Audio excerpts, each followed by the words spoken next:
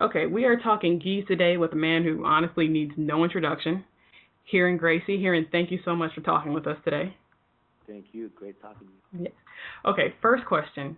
The gi. Brazilian Jiu-Jitsu, it's not like other martial arts. It's really part of the art. It's more than just a body covering. What's your opinion on it? I think it's a amazing tool. I love wearing a gi because I like when people are always grabbing me and controlling me, and I also like rolling with a training partner who's not wearing a gi. So they don't wear a gi, but I wear one. So that way they are able to control me and hold me, and I am able to practice jiu-jitsu that doesn't rely on holding their gi. So when it comes to like just overall training and gi or no gi, that's my favorite way to go about it, is me wearing one and my opponent not wearing one. So you're basically at a disadvantage while you're training, you like, from that perspective? Correct. Okay. Well, I'm just setting myself up to be better than my partner who is using my gi for everything.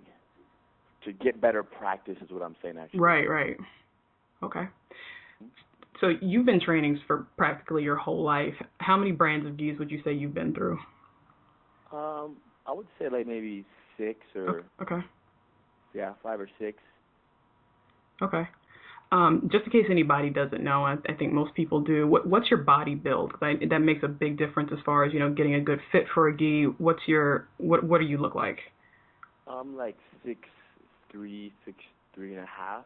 Okay. I'm like 192, 93 pounds right now, and I've never really had a gi, and it was usually like Atama or like Krugen gi back in the day. Maybe like Mizuno made some gis. So I never really had a gi that did not feel great. And I don't know if it has to do with not even my body, I don't think is what matters, because some were a little bit baggier or they had a little more open sleeves. But when it came to me wearing gis, all these different types of gis, I think the most important thing was that anytime somebody would grab me, and maybe they grabbed somewhere where I had like a little bit excess gi and the gi wasn't fitted as nice, because of how I was trained by my grandfather to almost not have a problem with being controlled, so to say. So people would grab me and hold me by this gi that was maybe too big, one would say. But in my mind, it was almost like, okay, you're holding me, and now I'm just going to sit here, and I'm not going to go anywhere. Okay, great. What's the big deal? So I wasn't too concerned with being controlled by my uniform. But, of course, this brings the question, well, what if you are in a competition? Last thing you want is somebody having, extra nice handles. So, therefore, there are those competitors out there who I'm sure, like, they swear by this gi and they swear by that gi, and that's great for them. Right. So, and that really fits in with your keep it playful attitude, where the competition and minimizing, because a lot of competitors, I know it's a huge deal. I know a lot of people who come to the site, who come to GiFreak, are they're looking for the tight fit so they can't be grabbed. That doesn't even cross your mind. No. Right. And I think these days every gi company is pretty much becoming the tight, snug, trying to be like form-fitting gi. Right. So if that's the case, then every single gi is a good gi now. Every company is good. Right.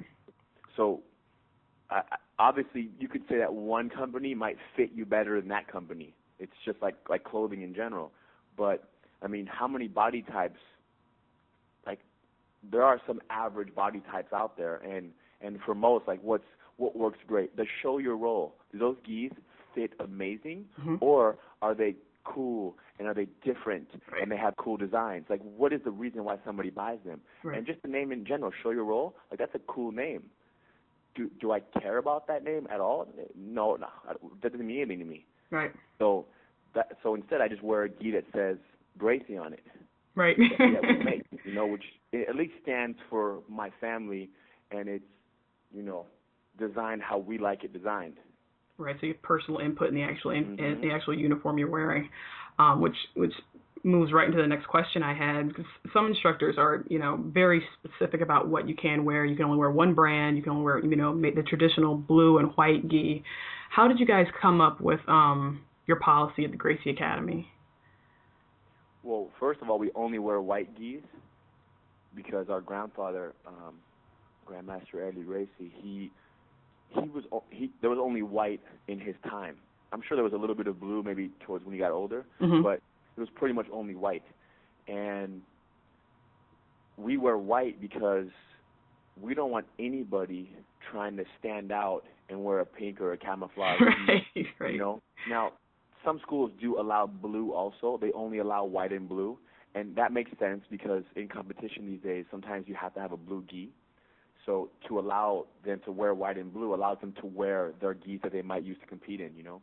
But the idea that there's some kind of order, it just makes it to where the room is not, people aren't competing to have the most, you know, ridiculous gi that stands out the most and brings the most attention. And if you think about it, in everyday life, in the street, it's all about who has, or not that it's all about this, but for many people, everybody wants to have, you know, if it's a lady, she wants the nicest purse. Right. And if it's a guy, he wants, like, the coolest shoes, or he's driving the car that is the best kind of car. So you don't want to really bring that competitive, you know, ness and people trying to outdo each other when it comes to gis, because some gis these days are costing like, you know, $300-400. Oh, it's crazy. And you probably know exactly how much the most expensive gis cost. Yeah. Yeah. They're getting so expensive that now what you're doing is you're creating this situation where you have one person who is, you know, trying to basically make themselves be more special, or just by default, when somebody's wearing a $100 gi, they feel like, oh man, look at that guy's gi. You know, that one costs $200, but that's the Galaxy 20. You know, it's like it's a little ridiculous because let's remember what we're doing here on the mat. We're here to learn jiu-jitsu. We're here to break a sweat. We're here to make friends. We're here to, you know, have fun. We're not here to show who has the coolest gi. And a part of me, like any gi that, for example, that exists out there, like Atama gis, great gis, right? Right. Atama, if somebody has an Atama gi that has like 5 Atama patches all over the arms and down the legs, I'm not gonna really, that's not gonna fly. You know, if they have an Atama gi that has like 2 shoulder patches and one on the ankle, that's okay because they're using Atama, but they're still keeping it simple. Right. You know, for the academy. It's so much more peaceful to the eye and just in general to the classroom if the students' gis are all pretty much similar, instead of having like 7 guys that have patches all on the left side of their body, you know, down the whole left leg, 4 patches, and then they, you know, spray paint the left side of their head, you know, orange. Right. Like, we don't really need him in the building. You know what I mean? You need to go train at, there are some schools out there that for sure embrace that, you know? Right, so it's part of the culture of the academy. It's part of the culture, yes, right. Absolutely. Right. It's interesting because I really never thought about it from the perspective of the culture of the sport, but I guess it is a shift in more modern times of the sport. Oh yeah, I mean you have everybody, you know, fighting for a sponsorship, and you right. see in MMA. I mean people are their shorts, the banners that they hang over the octagon. It's all about, you know, promoting something, and all these fighters who swear by like, oh, this is the best gi, this is the best gi of all. Like, is that gi company giving them free gis, or is it paying them money to promote that gi? Right. Of course. Right. Is that wrong? Not at all. But I mean, is the money 20% of the reason why the gi is so amazing in their mind, or is it 100%, or is it 50%? Like, who knows why, you know, Brazilian Jiu-Jitsu or Jiu-Jitsu champion X loves these gis? For all we know, they could be paying him $10,000 a month. Right. You know, he's like, yeah, this is the best of all. And all his, you know, 200, 300 students are like, oh, yeah, these are the best gis. You know, mine's better than yours. It's like, come on, shut up. You know? So does that concern you at all, that shift? Well, it doesn't concern me because our students just see us wearing, you know, like, for example, our Gracie Academy gis, they're not the best gis on the market. Okay. But what is the best gi on the market? Right. There is no best gi on the market. Right. And how do you rate best? Is it cost? Because I can for sure mark ours up to $450. we can make it a little more expensive. Right. And the crazy part is, in this world, if we make it more expensive, some people will actually think like, oh, dang, It I must be need to great. get one of those. Right. So I'm not concerned in the sense that, like, for us, but I just a little bit feel bad, not for my students, you know, and the people who are learning at all of our schools around the world, because they see myself and Henner wearing our gis, and, you know, naturally we want you to buy our gi because it pays for the mortgage of our building. Right. You know, there's no doubt that we produce products and make money and we keep the whole machine moving. But the gi is very simple. There's a little triangle on the back and the little shoulder triangles, and that's the gi, you know, a little blue line on the side. But my concern is that, you know, sometimes I see our students going and paying $380 on a gi, and it's not so much for jiu-jitsu. I'm more concerned for them. For them. Because they're getting caught up in this idea that what they're wearing defines them. And it's beyond them being my student. It's just a fellow human being, you know? Right. It's like when you see somebody wearing a $15,000 or a, you know, $20,000 watch, you know? And then the worst part is when they tell you, because I don't even know what a $100,000 watch looks like. Right. But when you say that my watch cost me $20,000, then I'm like, oh, man, dang, you know? Then you stay quiet. Like, then I can't even, that's what I feel bad about. It's like, I got this gi right here. It costs $280, and there's only 10 of them. Right. It's like that gi's not going to last you forever. Like, what's going to happen in 3 years when it gets ripped up somehow, you know? Right, you're using it. Correct. It's going to be gone. So don't get too excited about something that's going to be basically in the trash in a couple of years. Right. No, I totally get it. Yeah. But okay, so you guys, I mean, you've got quite a few gis. I just looked on the site, and you just released your Series 2, Yes. which is, I think, your second pearl weave. Correct. How did you guys decide to go with another pearl as opposed to, say, another gold, which is what I think you started with? Well, the pearl is just a little bit more durable. Right.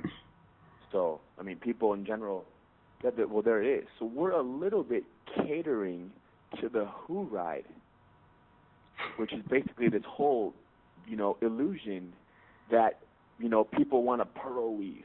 Right. Like, mine can be a single, you know, Fruit Loop weave.